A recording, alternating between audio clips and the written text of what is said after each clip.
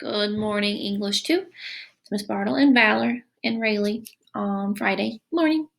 Miss Huff and I were looking at your first formatives to get you ready for your next coming up formatives next week. And we decided, don't interrupt. We decided that they were not great. Not great. And we only get 5 minutes. We wanted to give you guys a chance to go back and look at those. You're going to have to go away. No. Okay, be quiet. Give you guys a chance to look at those again, fix those, and turn them back in. So if you look on the calendar in Canvas, I have moved them, the assignment formative 1 blended writing until Monday the 30th. So Monday those are going to be due. And what I've done is I have linked in an example copy. So, sorry, it's raining, so my Wi-Fi is kind of slow.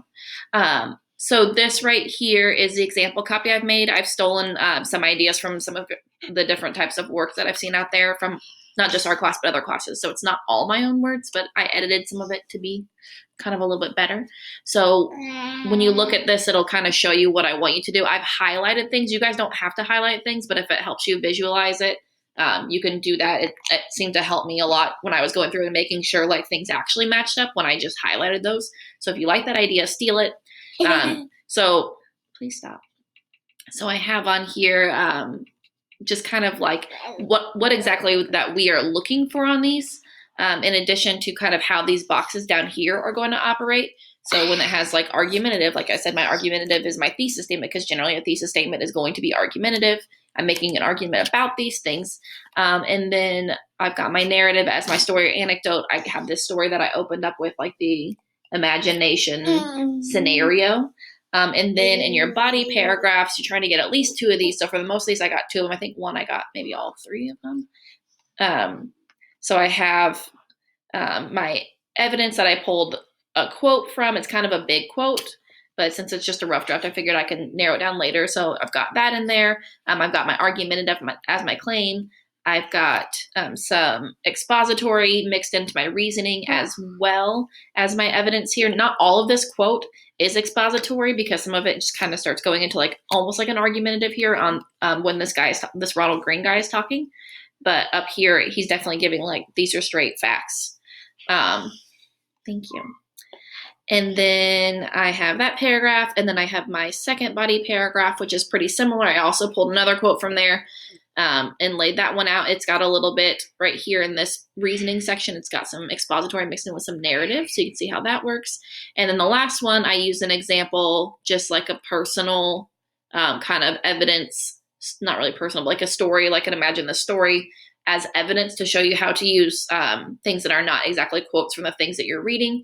So it has the argumentative claim, it has that narrative, and then my reasoning is all very argumentative because I'm basing it on a scenario that I've given. That's not really a real scenario. It's just like, imagine if, what if this happened?